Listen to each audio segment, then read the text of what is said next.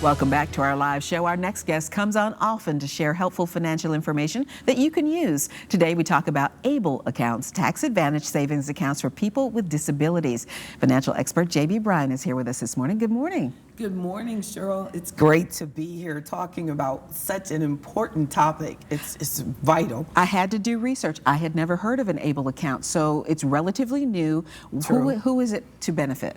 It's really for those who love people with disabilities. I mean, is what it was designed for, because it was a grassroots project at its essence for parents who had disabled children and people that were disabled as adults, and that they realized how expensive it is to be an adult with disabilities, that parents really started going to Congress and making an active movement that we need to have a way that we can save for a child with a disability or save for a person with a disability, but the disability onset has to start before the age 26. That's why I keep saying a child.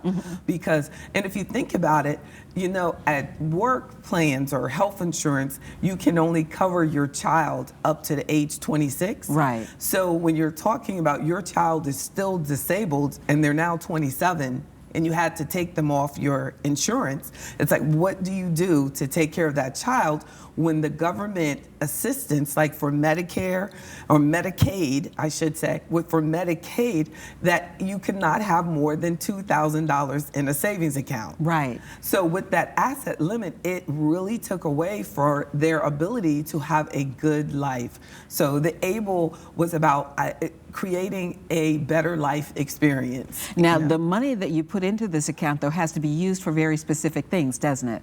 Yeah, but they're not really that specific. They're basic things that we all need, and especially people with disabilities, and they have a growing need for that because things are expensive, more expensive for them.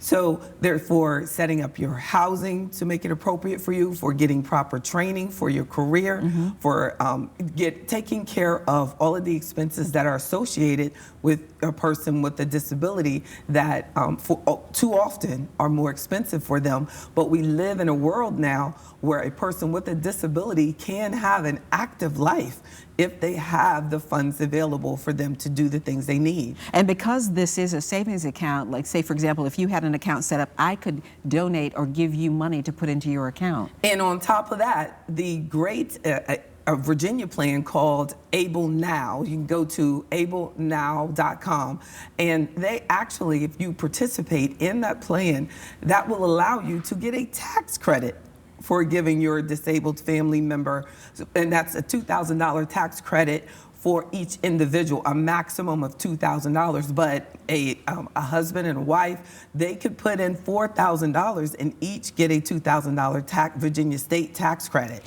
And each state has, well, the minimum, several states have these set up. Every state doesn't have them. But I was surprised to see that in Virginia, it's administered by the 529 program. Why is that?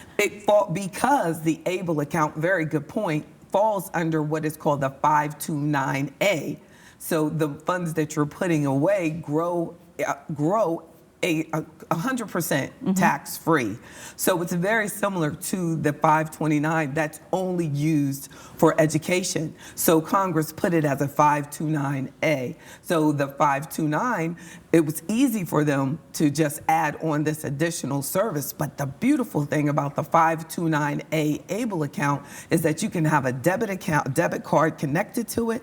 So it has a banking feature for the disabled beneficiary and account owner. To make it easy to utilize the money that you save. Yes. So that first $2,000 that you contribute goes into really a savings checking account that you can use for your debit card. And then when you go over that first $2,000, there are actually investment opportunities in that ABLE account. So you definitely talk with your financial advisor. It's an opportunity for a person, a family, to save for their disabled loved one, for a person that is disabled that is making money, for them to save and get that tax savings.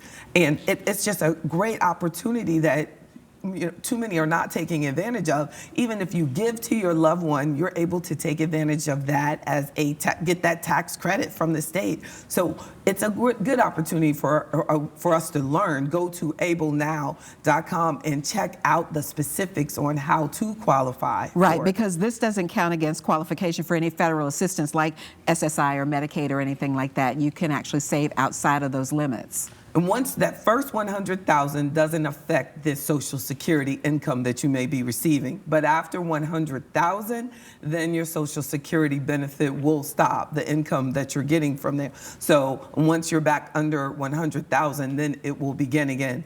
But your Medicaid benefits, the health insurance benefits, do not stop. So regardless of how much you put in there, and the maximum contribution or bill accumulation for the state of Virginia is $500,000. So that's a pretty good way to plan financially. And prior to this, you had to have a legal things like a trust a or special something. needs trust, Yeah. and that becomes very expensive for the family. So this is an opportunity to save on legal expenses and invest. Well, thank you for a lesson today. I learned something new. JB Bryan joining us today. And you can check out JB's money seminars every Wednesday at noon and Sundays at 3.